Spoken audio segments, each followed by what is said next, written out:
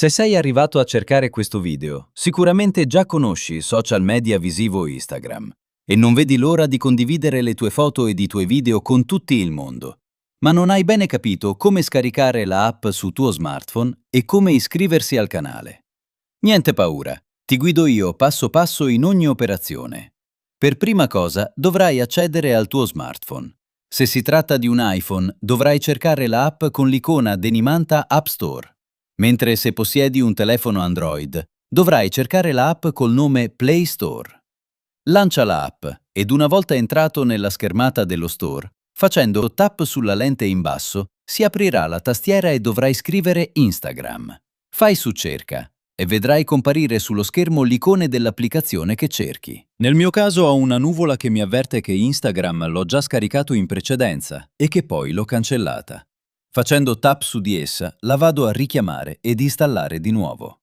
Invece a te, che non hai mai fatto il suo download, ti comparirà la scritta Ottieni. Cliccaci sopra e il telefono ti chiederà di premere 2 volte il tasto laterale Conferma.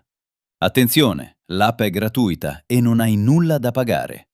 Partirà il download ed in automatico verrà installata sullo smartphone.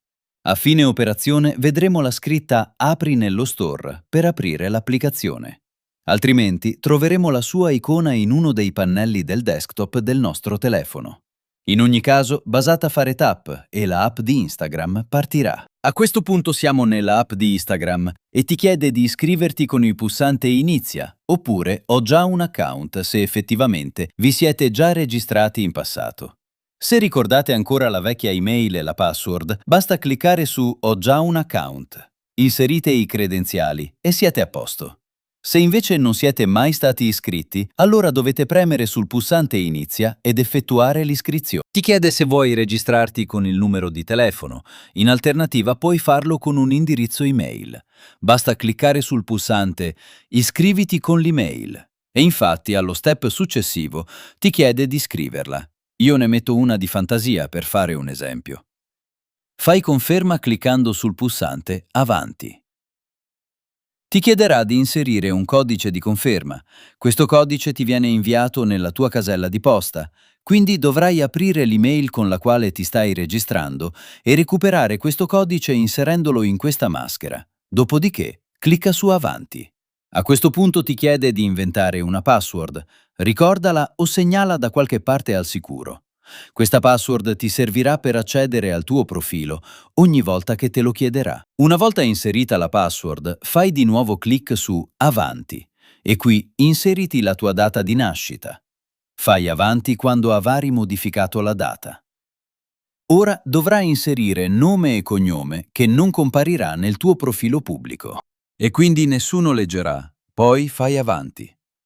Qui invece devi mettere il nome utente, quello che tutti vedranno e che useranno per cercati sul web. Se il tuo nome utente non è mai stato usato da nessuno, vedrai una conferma verde accanto. Altrimenti, se ci sarà una croce rossa, vuol dire che quel nome non potrai sceglierlo e devi modificarlo. Accetta i consensi e arrivi alla schermata della foto.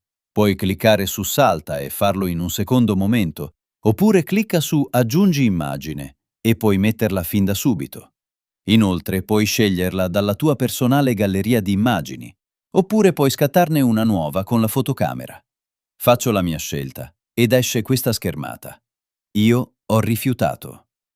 Si apre la galleria immagini. Io scelgo quelle che mi piace, prendo il mio faro cliccandoci sopra e poi clicco su Fine. In questa maschera ti chiede se vuoi trovare i tuoi amici, sincronizzandoti con la rubrica, e farà richiesta di seguire in automatico i tuoi contatti. Io salto, facendo su Avanti. Lo farò io manualmente in futuro. Qui mi chiede che vuole vedere i miei contatti e rifiuto cliccando su Non consentire. Siamo alle ultime fasi. Cliccando su Biografia si apre una maschera per scrivere una breve descrizione del canale o del profilo e poi, cliccando 2 volte su Fine, mi spedisce su una pagina dove mi suggerisce di seguire delle persone a caso. Non mi interessa. E faccio salta su in alto e vado avanti. A questo punto il mio profilo è stato creato e sono pronto a navigare nel social e condividere foto e reel. Se vuoi che io entro nel particolare e desideri la creazione di un video che ti spiego come usare Instagram, lasciami un like. Al raggiungimento di 1000 consensi, ne farò uno dedicato. Grazie per avermi seguito. Ti invito ad iscriverti al canale e a commentare se hai dei dubbi. Alla prossima!